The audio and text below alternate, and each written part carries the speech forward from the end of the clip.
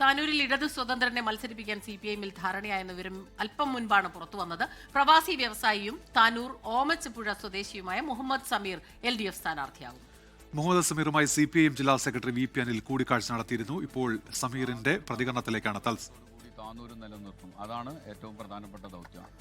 കഴിഞ്ഞ തവണ കാര്യമായ വലിയ ഭൂരിപക്ഷം ഉണ്ടായിരുന്നില്ല. അപ്പോൾ ഇത്തവണ അത് ഉയർത്താൻ കഴിയുന്നുള്ള ഒരു പ്രതീക്ഷ താങ്കളെ സംബന്ധിച്ചിടത്തോളം എപ്പോഴും ഉണ്ടാവും. അദ്ദേഹത്തിന്റെ വികസനം കണ്ടിട്ട് ജനങ്ങൾ വോട്ട് ചെയ്യുന്ന ഉറപ്പാണല്ലോ. അതുകൊണ്ടാണ് ഞാൻ ധൈര്യമായിട്ട് ഈ കാര്യത്തിലേക്ക് ഇറങ്ങിയിട്ടുള്ളത്. അപ്പോൾ നല്ലൊരു ഭൂരിപക്ഷത്തിൽ ജയിക്കുന്നത് ഉറപ്പാണ്. ഇന്ന് മുതൽ ഇറങ്ങായി. അതെ ഇതാ ഇറങ്ങി.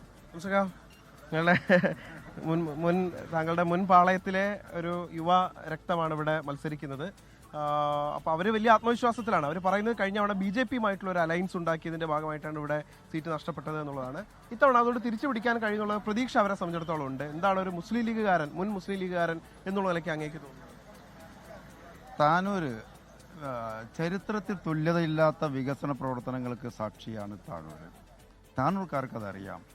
ആയിരക്കണക്കിന് കോടി രൂപയാണ് താനൂരിന്റെ വികസന പ്രവർത്തനങ്ങൾക്ക് പമ്പ് ചെയ്ത് LDF ഗവൺമെന്റ്, ഇടതുപക്ഷ ഗവൺമെന്റ്. അങ്ങനെ താനൂരിൽ ഇപ്പോൾ LDF സ്ഥാനാർത്ഥിയായിരിക്കുന്നു. അവിടെ നിന്നുള്ള വിവരങ്ങൾ നൽകുകയായിരുന്നു നിഖിൽ പ്രമേ. ലോകത്തെവിടെയായാലും ഏത് സമയത്തും 24 വാർത്തകളും ഓഗ്മെന്റഡ് റിയാലിറ്റി പാക്കേജുകളും എക്സ്പ്ലെയിനറുകളും വിശദമായി കാണാൻ ഞങ്ങളുടെ YouTube ചാനൽ നിങ്ങൾക്ക് സബ്സ്ക്രൈബ് ചെയ്യാം.